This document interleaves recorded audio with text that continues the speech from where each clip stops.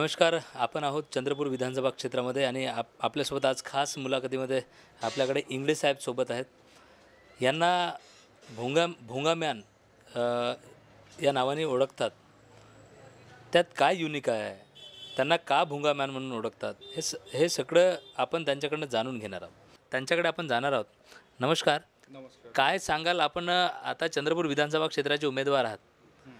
भोंगा man आपल्याला कधीपासून कोणी म्हटलं आणि तिथला प्रवास आपला काय आहे नेमका?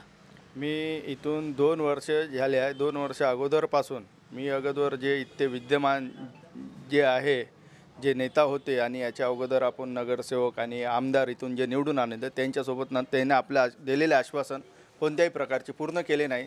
त्याच्यानंतर आपण स्वतंत्र भूमिका घेतली. भूमिका घेतल्यानंतर आपण कोणत्याही राजकीय पक्षामध्ये गेलो नाही आणि स्वतंत्र भूमिका घेतल्यानंतर मी जे जनजागृती मोहीम जे आहे, कोणती वोटिंग मोहीम घेणं राहिला, कोणतं कॅम्प घ्यायचं राहिला, जनतेमध्ये जनजागृती करायची राहिली, तर मी भोंगा माईक जे आहे त्याच्या माध्यमातून चौकात जाणे, आपल्या परिसरात जाणे, तर त्याच्या माध्यमातून मी भर चौकात जाणे. कधी अगोदर लोक मला हसत होते, अरे क्या हो गया नेताजी. तर म्हणलं नाही, मी जे आहे आपला संकल्प केलेला आहे, मी सोडणार नाही. गेलो. त्याच्यानंतर लोकांनी चांगला प्रतिसाद दिला. तर मी इथं जेटपुरा गेट, गांधी चौक असो, अंचलेश्वर गेट असो, आपले तुकुम पूर्ण पट्टा, माझे जेवढाही परिसर आहे, संपूर्ण लोकात गल्लोगल्लीत जाणे आणि त्याच्या माध्यमातून जनतेमध्ये जनजागृती करणे, मतदारांमध्ये जनजागृती करणे. अशा प्रकारे मी भोंगा मॅन म्हणून, मला ते लोक भोंगा मॅन तर आता मला नावच पडलं आहे भोंगा मॅन म्हणून, तर मला भोंगासोबतच घेऊन जावं लागते, असं झालेलं आहे. नक्कीच. इंगळे साहेब, मला सांगा, तर आपण गावागावात चौकात जाता, भोंगा घेऊन जाता, त्या भोंग्यामधनं काय सांगता? म्हणजे लोकांना काय सांगता? मी लोकांना हे जे निवडणूक आहे, जे राजकारण आहे, त्याच्याविषयी मी जनजागृती करते. कधी जे कोणती मोहीम वगैरे घेत असतो, जसं आपण मतदार नोंदणी मोहीम, कोणतं अगर सरकारी योजना वगैरे आली किंवा त्यांच्याकडून आपल्याला आमची हे राबवा जनतेसाठी आहे, तर आम्ही तेही काम करतो आणि आपल्या भोंगा माईकद्वारे त्यांना त्यांची सूचना आहे, त्यांचे जे आहे प्रदर्शन त्याचे करतो. आणि जनतेमध्ये नेमकं आता जे विधानसभेला निवडणुकीत उभा आहे, आपण एक मुद्दा मांडला होता का महाराष्ट्र विधानसभेमध्ये एकूण 288 सदस्य आहे आणि जर उद्या होणाऱ्या ह्या निवडणुकीमध्ये हे नेता लोक जर समजा निवडून नाही आले, ज्यांच्याकडं हजारो कोटी असे 50 न 60 लाखाच्या कारमनी घुमणेवाले हे नेता लोक आहे. आता लोक म्हणते मी अमक्या पार्टीच्या, मी टमक्या पार्टीच्या. 288 सदस्य विविध राजकीय पक्षाचे आमदार आहे. एकाही राजकीय पक्षाच्या नेत्याने असे म्हटलं नाही का जर मी उद्या निवडून आलो नाही तर मला कोणत्याही स्वरूपाची पेन्शन पाहिजे नाही. आणि ही पेन्शन हा जो आता समजा एक वेळा तुम्ही आमदार बनले आणि उद्या निवडून नाही आले, तर हा याला मरेपर्यंत आहेच. हा मेल्याच्या नंतर याच्या घरवाल्यांना ते पेन्शन द्यावी लागते.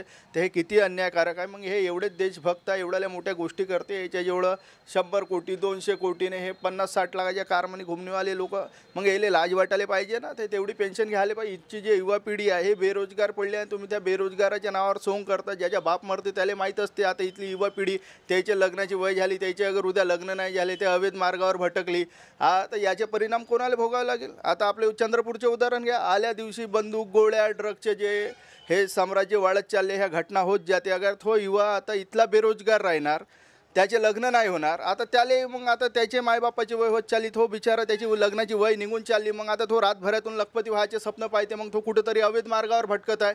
त्याच्याच परिणाम जो आपल्या चंद्रपुरामध्ये असे अवैध प्रकरणं होत आहे. मग मला इंगळे साहेब सांगा, आता भोंगा मॅन म्हणून तुम्हाला ओळखतात, तुम्ही निवडून आले तर विधिमंडळात भोंगा घेऊन जाणार? विधी बघा, आता जिथं भोंगा माईक घेऊन जायचे आहे, आता जे मी चंद्रपूर क्षेत्रात जिथे आता फेमस झालो, तर भोंग्याने एक आहे का जे आता मी एक म्हटलं आहे की जे श्रीमंत लोक, पैसेवाले लोक हे राजकारणामध्ये येतात, तर ज्या माध्यमातून आज मी तर बेरोजगार, माझ्या पॉम्पलेटवर लिहून आहे, माझ्या फेसबुकवर पण पोस्ट आहे का मी एक बेरोजगार इथला युवा उमेदवार आहे बा. तर हे भोंगा माईक घेऊन जशी मी एकटी सुरुवात केली होती, एकटा माणूस येऊ तुमच्या, मी तर म्हणतो कोणाच्या भरोशावर राहण्यापेक्षा हे राजकारण समजा, जसे मिलिटरी पोलीसच्या भरतीमध्ये युवक जातात तसेच हे राजकारणामध्ये उतरा. हे जे श्रीमंत भ्रष्टाचारी लोक आहे, निरे पैसेवाल्याने कब्जा करून ठेवला आहे. जोपर्यंत तुम्ही युवा पिढीत हे राजकारणात लक्ष देणार नाही, तुमची बेरोजगारी कोणी दूर करणार नाही. शेवटी इंगळे साहेब काय सांगाल? आता निवडणुकीचा प्रचार शेवटच्या टप्प्याकडे आपण चाललो आहोत. अवघे 2-4 दिवस राहिले आहेत. आता कमी शब्दामध्ये लाईव्ह चंद्रपूरच्या माध्यमातून इथल्या जनसामान्यांना, जनसामान्यांपासून तर मोठ्या नेत्यांपर्यंत आपण काय आपली भूमिका असणार आहे, आपले काय जाहीरनामा आहे, आपले नेमके महत्त्वाचे मुद्दे काय आहेत किंवा कमी शब्दात काय सांगाल?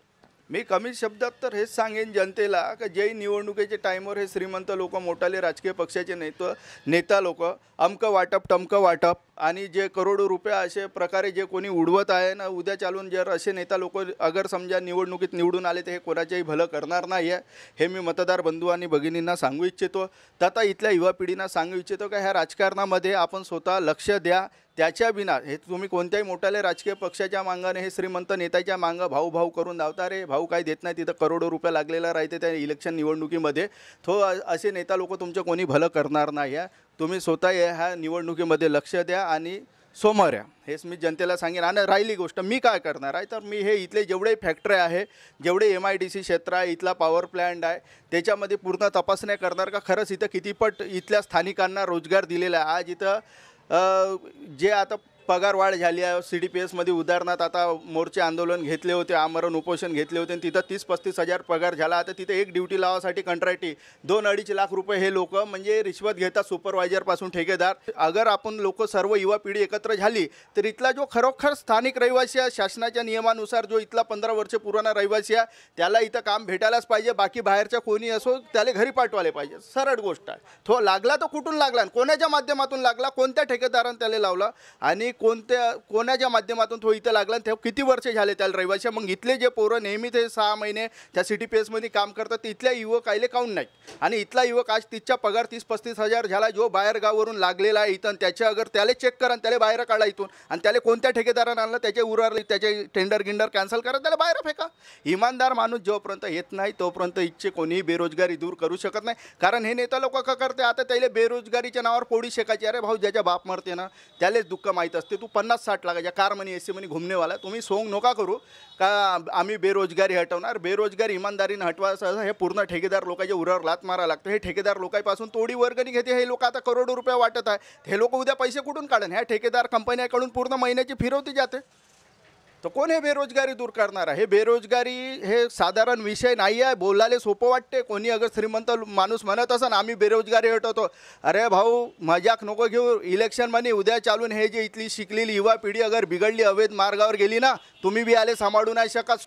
एवढं बेकार होऊन जाईल. हे काही साधारण गोष्ट नव्हे. एवढं मोठं लोकतंत्र सांभाळणं, बिघडला तर तुमची बी अवकात नाही, कोणाचीच नाही याले सांभाळणं.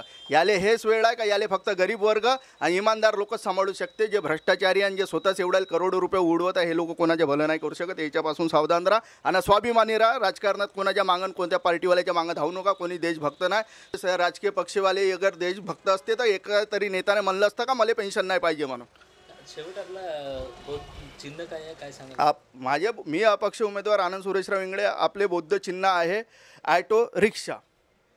विधानसभा 71 चंद्रपूर.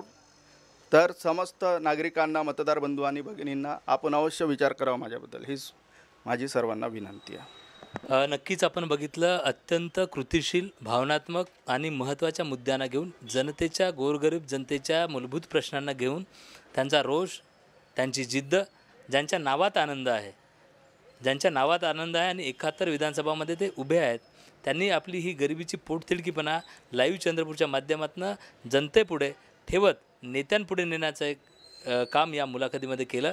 विशेष महत्त्वाची बाब, ही पोटतिडकी खूप महत्त्वाची होती. त्यांनी त्या पोटतिडकी बोलताना रोष देखील निर्माण केला आणि हा भोंगामॅन नक्कीच या विधानसभा क्षेत्रामध्ये करण्याची जी ताकद दाखवण्याची ही मुलाखत आहे. 20 तारखेला, येत्या 20 तारखेला मतदान आहे. प्रत्येकाने आपल्या बूथवर जायचं आहे आणि आपल्या संविधानाने दिलेला मताचा अधिकार, त्याचा वापर करायचा आहे आणि चांगल्या उमेदवाराला निवडून आणायचा आहे. इथली जी व्यवस्था आहे, रोजगार असेल, शिक्षण असेल, आरोग्य असेल, अशा सगळ्या व्यवस्थेना दूर सारण्यासाठी उत्तम उमेदवार निवडून आणायचा आहे. आपण अशाच जनसामान्यांचे प्रश्न नेत्यांपुढे आणणार आहोत. नेत्यांची माहिती जनसामान्यांपुढे ठेवण्याचा प्रयत्न लाईव्ह चंद्रपूर नेहमी करत राहणार आहे.